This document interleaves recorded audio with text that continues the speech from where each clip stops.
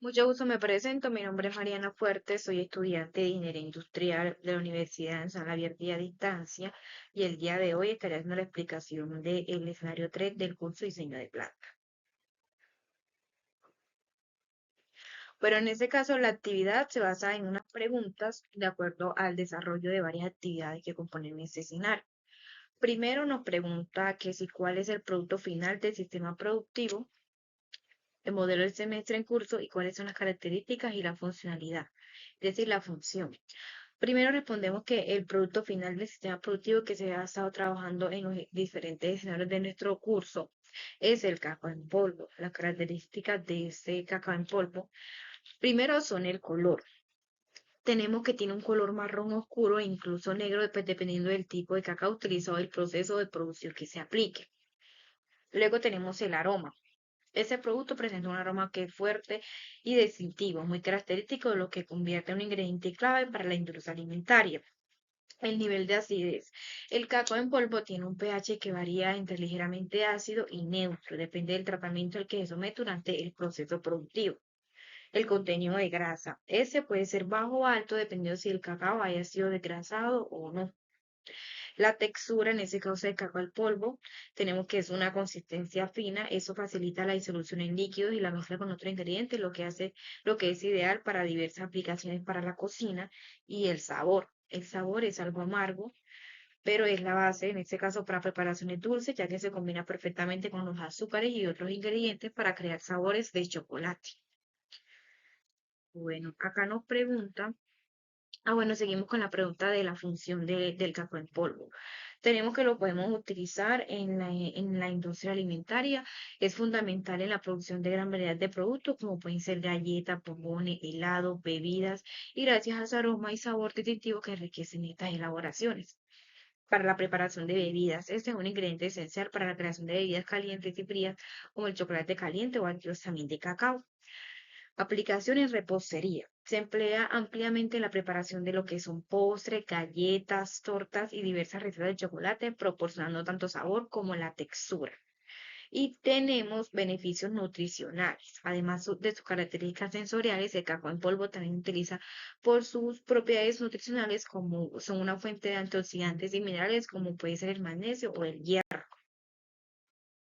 Bueno, acá nos pregunta sobre las actividades o los subprocesos que conforman el modelo de BPMN que lo habíamos trabajado en el escenario 2 del sistema productivo diseñado y cuál es la secuencia de las actividades. Primero, en el diagrama tenemos que empieza el proceso de la producción del cacao en polvo con la recepción de la materia prima. Luego tenemos la fermentación, después le sigue el secado, triturar de granos, el prensado, el tamizado, la molienda y el envasado o en este caso el embalaje del producto final. Luego, aquí tenemos una muestra de lo que sería el diagrama de BPMN que habíamos trabajado anteriormente con los diferentes pasos que habíamos mostrado anterior. Primero la recepción, la fermentación, lo que es el secado, la eliminación de la humedad, prensado, triturado y la molienda, el empaque y ya por último el almacenamiento final. Acá nos pregunta que si cómo se aplicó en ese caso la tabla relacional de las actividades y para plantear una alternativa de distribución de la planta en este caso del trabajo. Primero yo les estoy mostrando cómo quedó la tabla relacional teniendo en cuenta las actividades del subproceso y manifiesto cómo hice en ese caso la elaboración de la tabla. Primero identifiqué lo que son las actividades o los subprocesos de la producción. Se listan todas las actividades dentro del producto productivo, desde la fermentación hasta lo que es el embalaje. Se identifican las relaciones entre las actividades, se establece la relación entre cada actividad. Por ejemplo, tenemos que la molienda debe estar cerca del prensado, ya que el proceso de prensado genera la torta de cacao que luego se pasa a moler. Y actividades como son el almacenamiento integral y la fermentación no requieren de estar tan cerca de estas etapas como son el empaque, pero sí deben de estar cerca de las etapas intermedias como son el secado. Luego, las interacciones menores, las actividades con alta interacción deben de estar lo más cerca posible, mientras que las interacciones bajas pueden ser más separadas. Tenemos, por último, la valoración de la proximidad de cada una de las actividades. Con base en esa tabla se dan un valor a cada actividad que indique cuánto debe estar más cerca de otras actividades relacionadas. Eso ayuda a visualizar una distribución eficiente en las áreas. Entonces aquí con la tablita, primero tenemos la reducción del cacao en grano, que sería la reducción de la materia prima, la fermentación, el secado, la eliminación de la humedad, el prensado, el triturado y la molienda, y por último el empaque. Tenemos que la A significa absolutamente necesario que estén en este caso cerca. Por ejemplo, la recepción con la fermentación tienen que estar cerca, el secado con la fermentación también. Por ejemplo, tenemos que la recepción de grano con el secado es importante que esté más o menos cerca. Y como la X en ese caso no se asigna en la tabla y así sucesivamente. Bueno, pasamos a tener en ese caso, nos pregunta qué análisis de flujo de materiales se obtuvo a partir del diagrama de recorrido aplicado al plano de la distribución de planta del área de producción. En el área de producción diseñada que tiene un flujo lineal en U, en T o en L. La distribución es en L. Es una opción en este caso clave para la planta de cacao, ya que se optimiza el uso del espacio, mantiene un flujo lineal entre las primeras etapas del proceso, como pueden ser lo que es la fermentación, el secado y el prensado, en este caso las actividades. Este tipo de distribución minimiza los tiempos de desplazamiento y mejora lo que es la eficiencia en la operación, al tiempo que permite tener un control adecuado de flujo de materiales y una organización de cada una de nuestras actividades.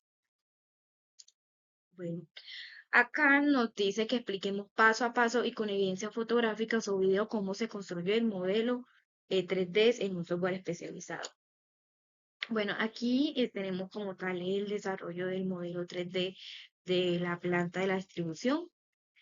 Y bueno, aquí les voy a explicar cómo más o menos lo hice. Primero, elegí lo que es la herramienta para la simulación, que si la seleccionamos es Techo, como el simulador país para moderar la planta de producción. Eso permite tener una presentación visual en 3D, el diseño de planta. Ese tipo de herramientas es ideal para visualizar cómo se distribuyen el área de trabajo, la maquinaria y el flujo de materiales. Después empecé a diseñar lo que son los pisos, el piso, primero como la planta que va abajo y luego los muros. Comenzamos creando el piso de la planta utilizando herramientas de dibujo rectangulares. Esto dio la base sobre la cual comenzar a construir el espacio físico para la planta y a partir de ahí se levantaron como tal los muros. Luego de esa creamos los espacios y las ventanas. Luego creamos los espacios internos de la planta, incluyendo lo que son ventanas o los espacios que tenemos pues, que tengo con mi simulación por la parte de arriba, pero no por la parte frontal, sino por la parte de los lados. Y